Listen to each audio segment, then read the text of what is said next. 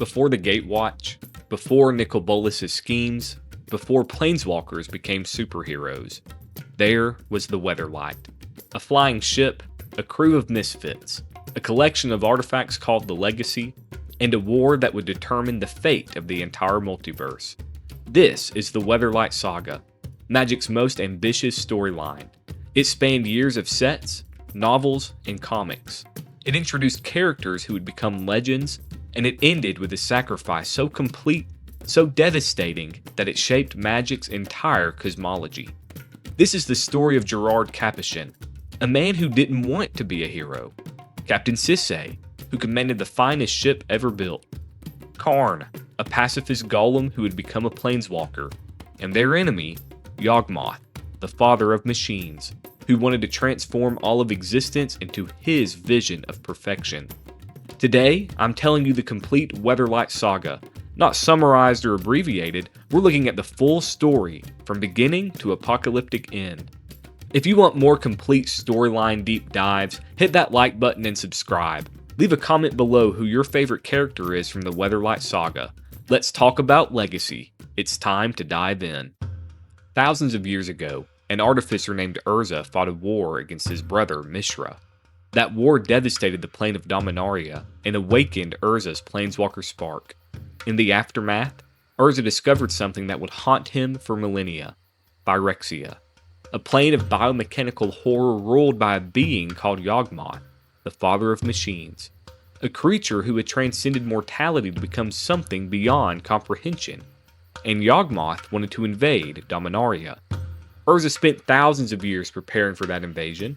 He created artifacts, he built armies, he assembled something called the Legacy, a collection of magical items that, when combined properly, could theoretically destroy Phyrexia itself. But Urza couldn't complete the Legacy alone.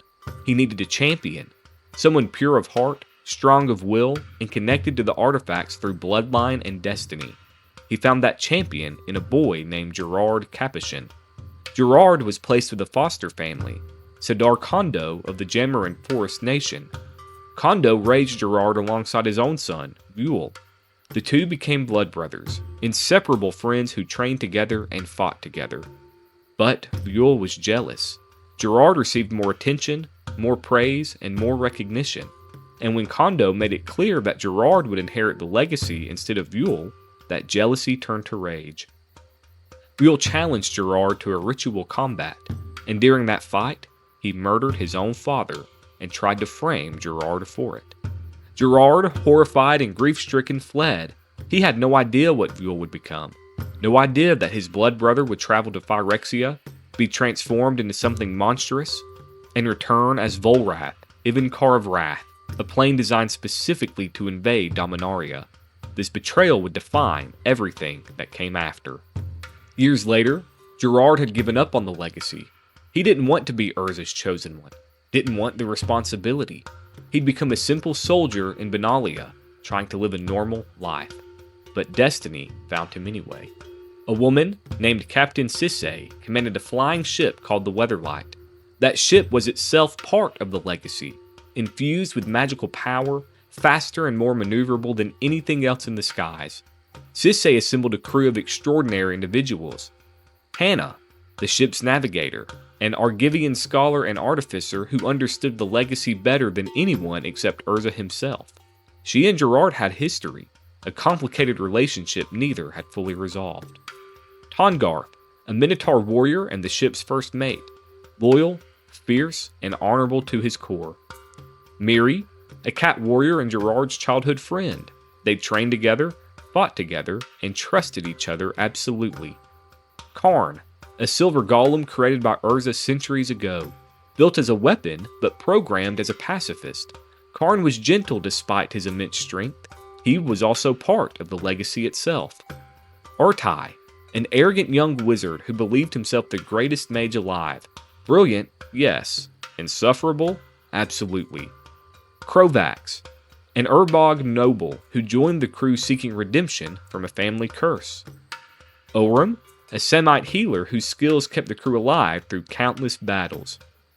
Squee, a goblin cabin boy, seemingly useless, frequently annoying, but surprisingly immortal in ways nobody quite understood.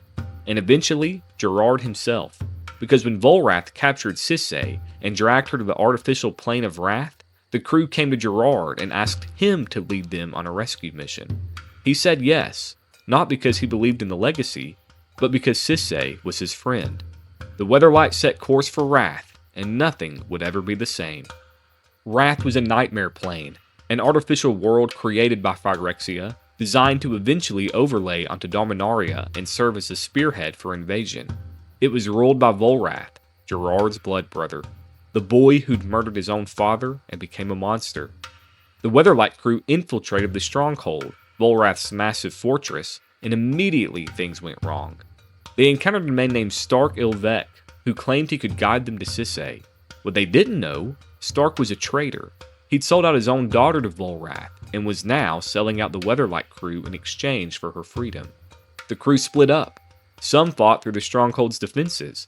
Others navigated its twisted corridors and death traps. Miri and Krovax were attacked by Selenia, Krovax's family's guardian angel who'd been corrupted. In the battle, Selenia was killed, and her death triggered Krovax's family curse. He became a vampire. In his first moments of bloodlust, he killed Miri. Gerard's best friend, dead because of a curse, because they'd come to Wrath, because of the legacy. Meanwhile, Tahngarth was captured by Greven Ilvek, Volrath's brutal commander. Greven tortured him, experimented on him, tried to break him. Tahngarth endured horrors that would have destroyed most beings. Eventually, the crew found Sisay. They fought their way out of the stronghold, but they couldn't take everyone. Ortai stayed behind, using his magic to seal a portal and buy the others time to escape. He was arrogant, insufferable, but he sacrificed himself so his friends could live. The Weatherlight escaped Wrath, but they left pieces of themselves behind. What the crew didn't know, Volrath had infiltrated them. Using Phyrexian shape-shifting technology, Volrath disguised himself as Takara, Stark's daughter. He joined the crew, pretending to be a rescued hostage, and he sabotaged them from within. The Weatherlight, damaged from their escape, crashed on Morcadia, a plane of merchants and trade. While stranded there, the crew tried to repair their ship and navigate Morcadian politics. Krovax, consumed by his vampiric nature and grief over Miri's death, became increasingly unstable. Eventually, he left the crew entirely, returning to Wrath where he challenged Volrath for the position of Ivankar. He won. Krovax became the new ruler of Wrath, even more cruel and efficient than Volrath had been. Ertai, who had been left behind, was captured and slowly converted by Phyrexia. The arrogant wizard who'd once been so certain of his own brilliance became a Phyrexian agent, twisted and corrupted into serving the very enemy he had fought against. One by one, the crew was being broken. Finally, the Weatherlight returned to Dominaria, and they arrived just in time for the apocalypse. Phyrexia invaded, not a small incursion, not a test. The full might of an entire plane dedicated to biomechanical perfection poured through dimensional rifts onto Dominaria. The sky turned black with Phyrexian flyers, armies of grotesque creatures marched across continents, entire nations fell within days. And then Wrath itself overlaid onto Dominaria. The entire artificial plane merged with sections of Dominaria, dropping millions of Phyrexian horrors directly onto the plane. This was the Phyrexian invasion, the war Urza had spent thousands of years preparing for. Gerard and the Weatherlight crew fought on the front lines. They united with coalition forces from across Dominaria, Benalia, Keld, Metathron warriors, even planeswalkers joined the fight. Urza assembled the 9 Titans, a team of planeswalkers who would infiltrate Phyrexia directly and strike at Yawgmoth himself. But the mission went catastrophically wrong. Most of the Titans died. Others were corrupted. Urza himself was captured. Yawgmoth showed him visions of a perfect multiverse shaped by Phyrexian ideals, and Urza, brilliant but broken, agreed. The man who'd spent millennia fighting Phyrexia switched sides. The war reached its darkest hour. Yawgmoth himself manifested on Dominaria, not as a physical form, but as a death cloud, a sentient miasma of pure entropy that dissolved everything it touched. Flesh melted, stone crumbled, life itself ceased. The death cloud spread across Dominaria. Nothing could stop it. Magic didn't work. Weapons were useless. Entire armies vanished into the cloud and were never seen again. This was Yawgmoth's true form, and he was winning the fight. Urza, corrupted by Phyrexia, tried to convince Gerard to join him, to accept Yawgmoth's vision. Together, they could reshape the multiverse. Gerard, the man who'd never wanted to be a hero, who'd spent his entire life running from the legacy, made a choice. He killed Urza. And in that moment, something broke inside of him. The weight of everything, Miri's death, the invasion, the betrayals, the sacrifices, it all crashed down at once. But then he understood.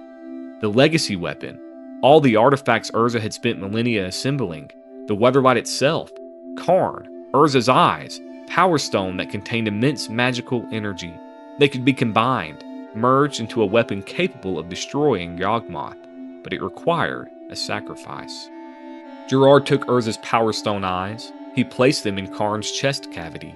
The legacy activated. Every artifact began glowing, resonating with each other. The Weatherlight itself pulsed with power.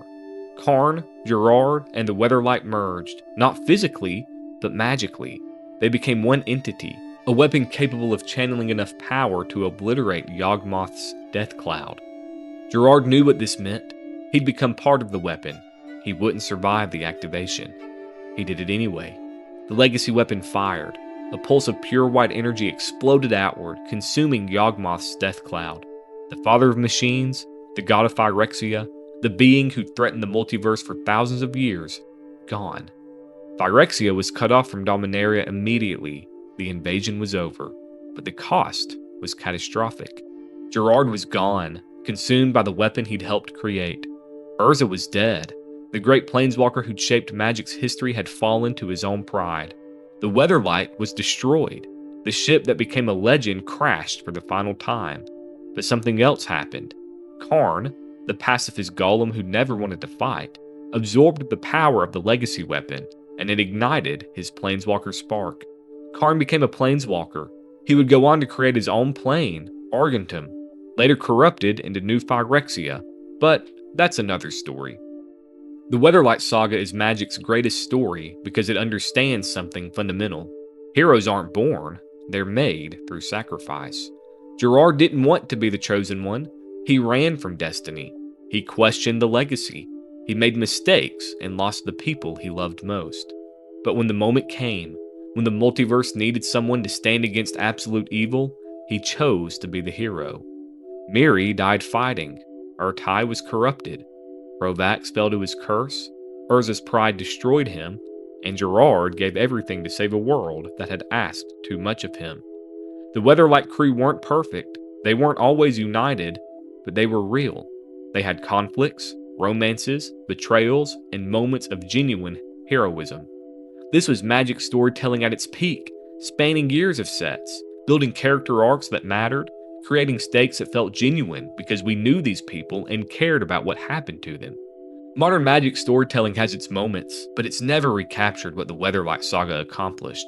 An epic that felt earned, where victory came at a real cost, where heroes had to sacrifice everything to save the world.